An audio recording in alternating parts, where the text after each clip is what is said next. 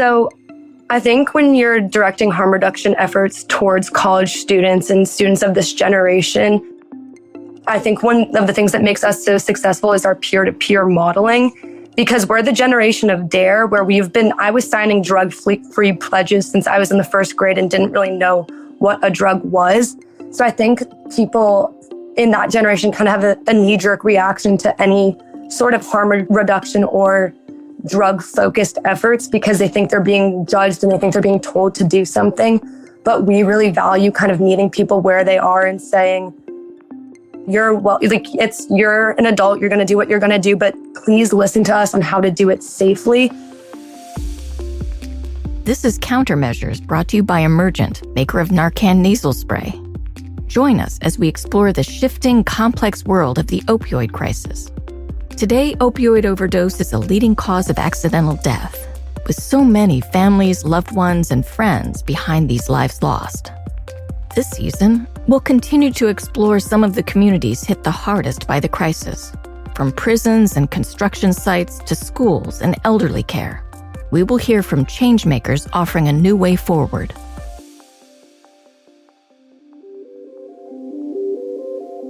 At colleges nationwide, each new school year, students eagerly move into dorms and select their classes. For many, college is a time of firsts. The first time living on their own. The first time meeting so many people at once. And for some, the first time they will experiment with illicit substances. Coming from a diverse range of educational backgrounds, when it comes to drugs and alcohol, many students don't know the dangers of accidental overdose, or why accepting a pill to help them study harder or be more social has the potential to end their lives. In this episode, we speak with college students, researchers, and educators about how to make campuses safer for everyone. The Carolina Harm Reduction Union, or CREW, is a peer-to-peer student-run, facility-monitored harm reduction organization that provides education and harm reduction materials at UNC Chapel Hill. My name is Riley Sullivan. I'm the executive director and co-founder of the Carolina Harm Reduction Union. And I'm also a senior at the University of North Carolina at Chapel Hill. My name is Bella Grumet. I'm a senior at UNC Chapel Hill studying neuroscience, and I'm the director of communications for the Carolina Harm Reduction Union. I'm Kathleen Reedy, and I'm the director of education and kind of volunteer coordination with the Carolina Harm Reduction Union. One of the reasons getting involved in this organization was important to me is I was actually touched by a loss we had due to an accidental opioid poisoning related to a student on our campus. And in the past years, was it 3 alumni and students overdosing on an opioid related to UNC's campus? And so I just really saw a need to get education and awareness out to the student population to prevent another tragedy. Members of CREW saw the need for education on their campus, as well as the importance of peer-to-peer education. We do a lot of different educational presentations, as well as actual distribution and handing out of naloxone and fentanyl testing strips. And one of the great things about at least UNC and just like the general communities, there's so many different groups of people with different interests and different background knowledge. It's like we've presented to groups of people that are EMTs, and we've also presented to Greek life and different cultural groups. And each of them have different interests and kind of general baseline knowledge. So we create tailored presentations that are tailored to, what they think is important for whoever's in their organization to learn about. So we do a lot of that, and working with groups of students and people in the community, and as well as distribute naloxone. So every week we put a table on campus for a couple of hours and hand out naloxone and fentanyl testing strips and train the kids who come to the table about how to use these resources and how to spot an overdose and what to do if you're ever put in that situation. And trying to generally raise awareness on campus.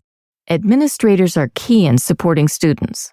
Alexis Drakatos works at the University of Oregon, overseeing substance misuse prevention services.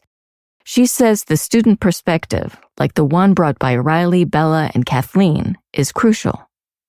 The student perspective of our work is really important, and we do have, I'd say, our efforts are primarily student-led or student-inspired. And so within my team, I do have a staff of students. We have about 5 or 6, I'd say, that are peer, we call them substance abuse prevention peer educators. And so their role is really helping develop education and leading a lot of our workshops, doing outreach and things of that sort. So it's really important to us to bring in students and have them be that face. And also they're the ones that are amongst their peers. They know they're on the ground seeing what's happening, seeing the types of questions. And so that allows us to really involve students, one, because their perspective is so important, but also when it comes to the actual moments where we're educating a group of students, having that peer-to-peer model we find just allows to meet students where they're at. But I think it also allows for just a comfort of being able to ask questions that they may be less willing to ask if I'm in the room or other professional staff are in the room. And so I think it really allows for a healthy balance. Corey Hammond is the Director of Prevention Services at Partnership to End Addiction, a national nonprofit with a mission to transform how addiction is addressed by empowering families, advancing effective care, shaping public policy, and trying to help change the culture. Corey says that most overdoses in the college-age demographic occur because people don't realize they are taking an opioid. The risk factors for this college age group, the risks are similar to what we see in adolescence in some ways. The prefrontal cortex of the brain, which is that part of the brain that's responsible for critical thinking and risk management, that's not fully developed in the late teens and early 20s. And so because of this, college age people are more likely to take risks just in general. Sensation seeking, like in males, peaks at age 19, which, is conveniently freshman year for most of them. But that's common risk factors for kind of all substances, specifically for opioid overdoses. We think about unintentional overdoses due to mostly fake pills for this age. So the overwhelming majority of young people who have a fentanyl or an opioid overdose, they didn't mean to take fentanyl. The overwhelming majority of them are not addicted to opioids. They thought they were taking a legitimate pharmaceutical pill that they bought from a pal, or they're taking a bump of cocaine, not realizing that fentanyl or any of these other ultra-potent synthetic opioids were present in what they were taking. So that's the main risk on college campuses. And, college students are under a lot of pressure. Pressure to make good grades, attend class, be social, be involved, and figure out their life plan, which is all part of the whole experience of college, but it's really stressful. So it's understandable that they could be tempted by a lot of different substances to help cope with all of that. Things like amphetamines that they think are going to help them stay up to study, cocaine or MDMA that they think is going to make them social or fun at this party. Xanax that they think is going to help them relax when they're anxious. And, they may be getting these substances from someone that they trust completely, but who is that person getting substances from? So we know that the illicit drug market's not safe. And these fake pills they can't be identified just by looking at them. So these are the situations that we know put college students at risk for an accidental overdose. At the University of Oregon, incoming students are required to complete online training that includes education about fake pills.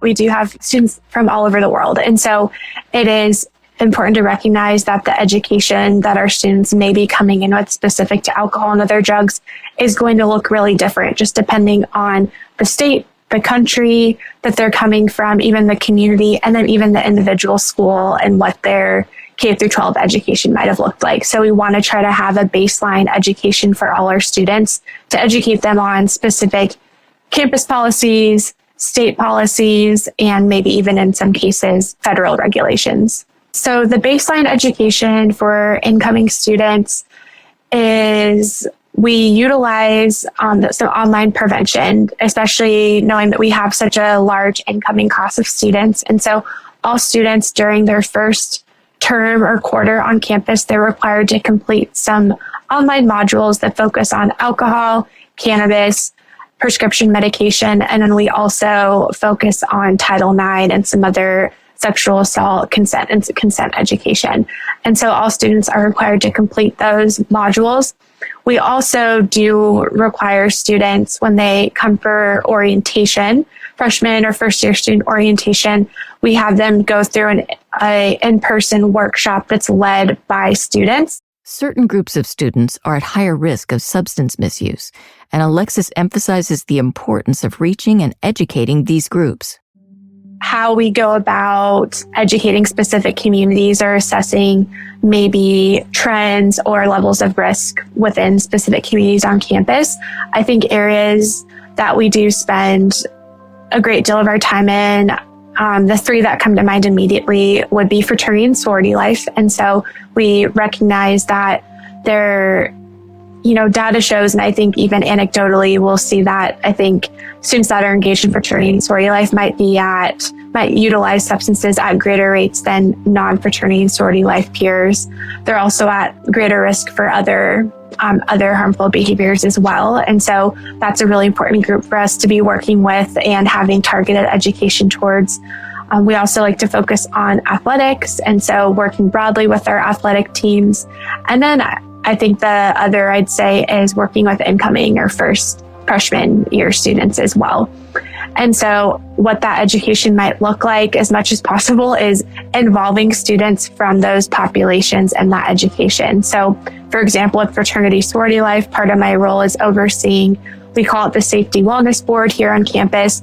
And so we have members that are all in fraternities and sororities that kind of lead this board. And so we have staff that are working with these students that are peer leaders. And then those are the students that are leading education to the greater fraternity sorority life community. So again, it's that model of having student leaders involved saying, okay, what do we need to talk about? What are the trends you're seeing?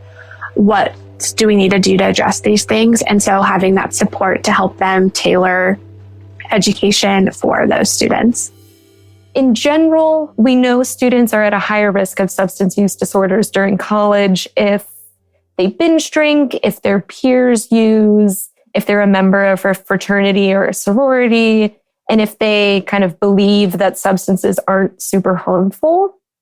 We also know that female students are more than twice as likely as male peers to seek out stimulants for non-medical use, which puts them at higher risk of coming into contact with laced or fake pills. Bisexual women, for instance, are at an increased risk for opioid misuse and opioid use disorder. We know in general that students who are struggling with low GPAs or have difficulties socializing are more likely to use opioids than their peers. Prescription opioid misuse is highest among students who report psychological distress or depression or suicidal thoughts. As you've heard, conversations about prevention for college students are changing. Students are calling for open, non-judgmental conversations rather than scare tactics. So I think when you're directing harm reduction efforts towards college students and students of this generation, it's really, I think one of the things that makes us so successful is our peer-to-peer modeling. Because we're the generation of DARE where I was signing drug-free pledges since I was in the first grade and didn't really know what a drug was. So I think people in that generation kind of have a knee-jerk reaction to any sort of harm reduction or drug-focused efforts because they think they're being judged and they think they're being told to do something. But we really value kind of meeting people where they are and saying, you're an adult, you're going to do what you're going to do, but please listen to us on how to do it safely. And I've gotten a lot of feedback from people on how they're so much more open and willing to listen to a peer talk to them because they know they're not being judged. They know it's not some message being forced at them. It's someone in their circle, on their level, like meeting them where they are, that's coming from a place of just wanting to help and not to judge. I won the DARE essay contest in 5th grade, and reflecting on the curriculums I've had to go through like my entire childhood and even to college, it's largely corny, and you make everything seem like the worst thing in the world. And even recall a video of like some dude dressed up as Mario saying, if you do drugs, you go to hell before you die. And it kind of brings us to this point where it's almost like the boy who cried wolf, where when there's something that is actually like incredibly harmful, we're less likely to listen because we've been programmed to kind of ignore some of that messaging. Another important element in this shifting conversation has been about dispelling the myth that it's normal to use substances in college. The conversation around prevention has changed a lot. We're doing a lot of work to try to dispel some of the myths and misconceptions about substance use in young adults and adolescents. A big one is this idea that substance use as a teen or a young adult is like an inevitable part of life, that it's a rite of passage. It's something that everyone does. And that's something that we know is just not true. For high schoolers, for instance, the number of total abstainers, those who have never used any substances at all, is increasing year after year. Like last year, 30% of high school seniors said that they had never used any substance before, and that's including alcohol and nicotine. For 18 to 20-year-olds, which is a big subset of the college population, only about 35% said that they had used any illegal substance in the past year. And there was a recent systematic review of all of these different studies that found the prevalence of prescription opioid misuse on college campuses is generally below 10%. So this is certainly not something that everyone is doing. And talking about substance use like everyone's doing it just really normalizes it unnecessarily. So instead of focusing so much on the negative, like, don't do this, it's bad for you, prevention is really trying to focus on the positives, like this idea that most of your peers aren't using substances. We're definitely moving away from that just say no approach. And it's been a slow shift. Like over the last century, we've had a shift in the way that the medical community and the scientific community thinks about addiction. So, first we had what could be called like a moral model, this idea that people believed drug addiction was a moral failing. And if you just have enough willpower, you can overcome it. And then we kind of moved to something that would be called like a biomedical model, where we realized the role that genetics and biology play in substance use and addiction, learning how addiction is a progressive brain disease. And finally, we realized that even that was kind of too reductive and it's not just biology. And so we landed on a much more comprehensive model, which most would call the biopsychosocial model. So taking into account biology, psychology, the socioeconomics, and all these cultural factors contribute to someone's risk and should be taken into account for both prevention and treatment. And so that shift in understanding mirrored the way that we have shifted in prevention too. So, first we used scare tactics meant to terrify kids to not try drugs. And then we moved into kind of just psychoeducation. And if we just teach them the facts, then they'll be able to say no. And it wasn't until the 90s or so that we saw a significant shift towards evidence-based programs. And then finally later, a shift in this more comprehensive approach took hold. And so once we're thinking comprehensively about someone's risk landscape, their biology, psychology, socioeconomic status, culture, it becomes really obvious why just teaching kids to say no is not enough. The crew team has seen that students are very responsive to open and honest conversations about prevention and harm reduction. I've actually been really moved by how positive the response has been. I have people coming up to me in public being like, oh, it's the naloxone girl. And then that kind of sparks a conversation of them asking more questions, asking for more resources, asking for us to come back and present to their new members of their organizations. And I think what's been really important to me is it's generated a conversation around naloxone and around opioid overdoses that has been absent. And the absence of that conversation was causing people to die. Because I think in college, there's kind of a, you can sleep it off mentality to a lot of things that go on. And I think getting this conversation started has made people take a critical lens to what's going on in their lives. And the hope is that if there is ever an emergent situation, instead of hoping someone will sleep it off, they'll know the signs, they'll know the symptoms, they'll know to call 911, which has been what has been missing in the cause of some of the recent deaths we've experienced in our campus network. And to kind of add on to that, not only are students super receptive and excited to get the resources themselves and have us present, they're also, as the person who's in charge of volunteers, very excited to become involved themselves. Like I trained 2 kids this morning, and I have like 10 more that I'm going to train this weekend. Everyone on campus is excited about it, and they too want to help spread the word and communicate to the people they know. I'm like constantly surprised with the things that happen around our work with crew. And like our first couple of weeks trying to start this thing out, it's somebody pointed us in the right direction to get mass quantities of naloxone, which I didn't even know would be a possibility. And then we get offered to go on like NPR, and then people are listening to us.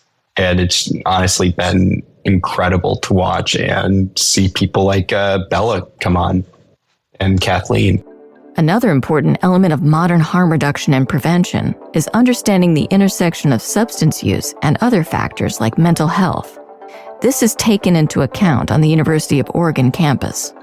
In general, substances can be used as a way to cope with whether it's stress, if it's stress of academics and trying to get everything done and managing things. And so maybe we know prescription stimulant misuse on college campuses in particular is an issue that we see on campuses. And so whether it's stress of just trying academic performance and trying to do as much as possible and perform well. But then also on the other side, we know that on most college campuses, I would say, are seeing increased rates of students having anxiety, having depression. And I think that using substances to cope is not something we just see on campuses, but I think in society, those things coexist. And so recognizing that those things are real, that these intersections are real, and we know that they're happening, that's something that I think a lot of our work and collaborations on campus really target, is how can we help students identify when maybe substance use isn't something they're just doing recreationally, but it is turning into maybe more of a crutch or a tool to help them cope. So offering trainings and information, just normalizing that it's okay to be stressed. It's normal to be stressed. It's normal, mental health and all these things are normal, but then how can you, and also asking and seeking support is normal and really important as well. And so resources that are available on our campus, and I would imagine other campuses have similar, it'll look different, but there's lots of similarities. While progress has been made, stigma still plays a role in conversations about substance use. As much progress as we've made in normalizing talking about addiction and mental health disorders, they are still stigmatized. A huge part of what we call secondary prevention is learning to get help when you need it before things get worse. And it's understandably hard for young people to say, I have a problem and I need help. It's tough to admit that you're having difficulty with substances or difficulties with your mental health, and opening yourself up to judgment from adults or your peers. In college age students, they're probably wondering, what are my professors going to think? What will my parents think? Will I have to drop out? When in actuality, we know how common this is and that there is effective support and treatment out there. And stigma in harm reduction is still a massive problem.